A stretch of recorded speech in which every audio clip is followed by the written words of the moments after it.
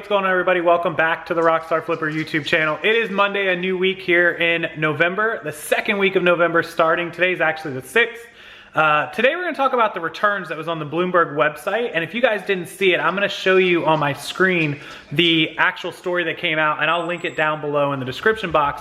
But Bloomberg reported that all returns on e-commerce, online sales, have spiked to nearly 33% of all purchases made online end up in a return.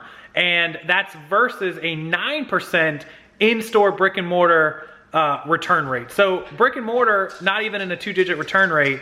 Online sales nearly at 1/3, which is incredible. That's crazy. We talked about returns the other day. I know you guys had some excellent points, some excellent opinions. Everybody was kind of on the left and right of 30-day, 60-day free returns, no free returns, etc. And so this story kind of reinforces that about how much it actually is costing online consumers or online sellers when consumers decide to return the product, whether it's eBay or Amazon or even like Walmart's website or, you know, all the normal brick and mortar stores that have an online presence. So people that walk into Walmart and return items is 9%. People that go on Walmart.com and make the order is 33%. And that's true across the board. Everyone's a little different, but the average is 33%. So let's check out Bloomberg's story on this. All right, guys, so here is the Bloomberg story all about the surge of returns that's happening for online retailers. This is eBay, Amazon, all the websites. They didn't really filter through any of those. So if we read the story, it says online sales are growing at about 3 times the rate of those from brick and mortar stores. But that's led to a problem, which is the explosion of online returns. Almost 1/3 of web orders is being sent back. That's 33% versus 9% of purchases at physical stores. The expense of processing and shipping boomeranged items can range from 20 to 65% of the e-tailer's cost of goods sold. So, I mean, if they're buying an item for 10, selling it for 30, and then it gets returned, it can cost $5 to $10 just to return it. So you can see where they're losing the profit on that. So they're trying to come up with some ways to reduce this. Amazon did it with the free return lockers, and they're often in locations that keep long hours, such as gyms or convenience stores. And that way you can just pick up a code to open the locker and drop the item, and then they have people that pick up all the returns through that. They're also doing returns at Kohl's, which is kind of a cool thing. You can Google that as well. A full 75% of online shoppers return merchandise this year by shipping goods back to the merchant. It's a discount one-way ticket. So, I mean, Jet.com was an online seller that Walmart purchased, and they give a lower price for an item if the buyer agrees to opt out of its usual free return policy. So essentially, you can pay $5.99 plus 5% of the item price and return it by giving up your free return.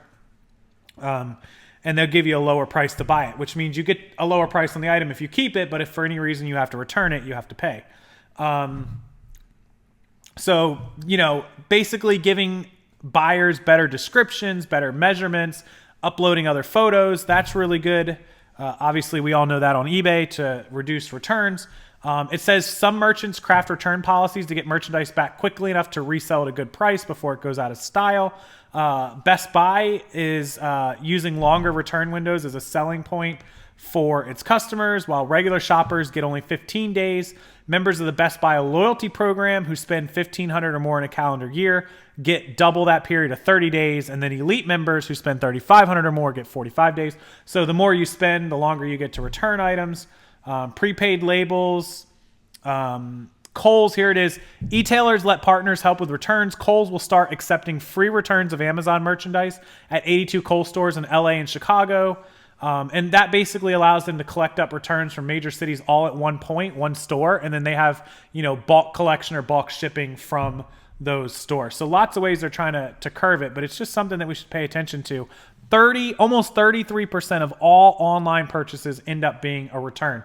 I can't even imagine that. That's crazy numbers considering I have less than a 2% return rate on my store. So what do you guys think of that? Do you think that that's like, I mean, hurting e-commerce? Is it hurting brick and mortar? Is it helping? What do you think that says about, you know, us as buyers and us as like splurge and last minute? Tell me what you think down in the comments section below, and I'll link this Bloomberg Business Week story down there so you can read it yourself on your time. And in the meantime, I hope you guys have a great night. Make sure you give this video a big thumbs up, and make sure you comment. Let me know what you guys are thinking. It's the only way I know if you like this video and what's on your minds. Thanks a lot. I'll see everyone next time.